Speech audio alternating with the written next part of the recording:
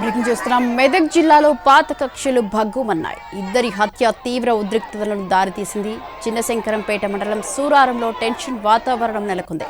నిన్న చేగుంట మండలం అనంతసాగర్ వద్ద శ్రీధర్ అనే యువకుడిని ప్రభాకర్ అతని స్నేహితులు హత్య చేశారు.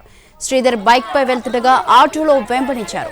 శ్రీధర్ను పట్టుకుని కాళ్లతో గొంతు నొక్కి చంపేశారు. శ్రీధర్ హత్యతో ఆగ్రహించిన కుటుంబ సభ్యులు, బంధువులు అర్ధరాత్రి ప్రభాకర్ తండ్రిని హత్య చేశారు. ఆ తర్వాత మృతదేహాన్ని రాళ్లతో కట్టి హల్దీ వాగ్లో పడేశారు శ్రీధర్ బంధువులు. సూరారంలో పోలీసులు భారీగా మోహరించారు.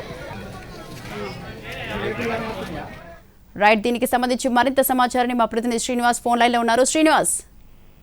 స్వాతి, మెదక్ జిల్లాలో పాదకక్షలు అయితే భగ్గుమన్నాయి. నిన్న మెదక్ జిల్లా చేగుంట మండలం అనంతసాగర్ వద్ద శ్రీధర్ అనే యువకుడిని తన ప్రత్యర్థి అయినటువంటి ప్రభు అనే యువకుడు అక్కడికి రాగానే, ఆ బైక్ పై శ్రీధర్ రాగానే ఆటోతో ఢీకొట్టి అనంతరం తన స్నేహితులతో కలిసి అక్కడ శ్రీధర్ ని చంపేశాడు. ఆ తర్వాత ఆ సూరారం, చిన్నశంకరంపేట మండలం సూరారంలో శ్రీధర్ స్వగ్రామం, ఆ గ్రామంలో ఉద్రిక్త పరిస్థితులు నెలకొన్నాయి. ఇద్దరి గ్రామాలు ఒకటే కావడం, ఇటు శ్రీధర్ గ్రామం కావచ్చు, అలాగే హత్య చేసినటువంటి ప్రభు ఇద్దరిది కూడా ఒకటే గ్రామం. వారిద్దరు కూడా గతంలో ప్రాణ స్నేహితులు. ఇద్దరు గ్రామం ఒకటే కావడంతో ఆ గ్రామంలో ఉద్రిక్త పరిస్థితులు నెలకొనడంతో పోలీసులు మాత్రం పికెటింగ్ ఏర్పాటు చేశారు. ఆ తర్వాత శ్రీధర్ డెడ్ బాడీని పోస్ట్ మార్టం కోసం తూప్రాన్ ఏరియా ఆసుపత్రికి తరలించే క్రమంలోనూ ఉద్రిక్త పరిస్థితులు నెలకొన్నాయి. గ్రామస్తులు అడ్డుకున్నారు. ఆ తర్వాత పోలీసులు వారికి నచ్చజెప్పి పోస్ట్ మార్టం కోసం తూప్రాన్ ఏరియా ఆసుపత్రికి తరలించగా అక్కడ ప్రభు తండ్రి అయినటువంటి యాదగిరి అక్కడ డెడ్ బాడీని చూడడానికి, ఎవరైతే హత్య చేసినటువంటి వ్యక్తి ఉన్నారో అతని తండ్రి యాదగిరి అక్కడ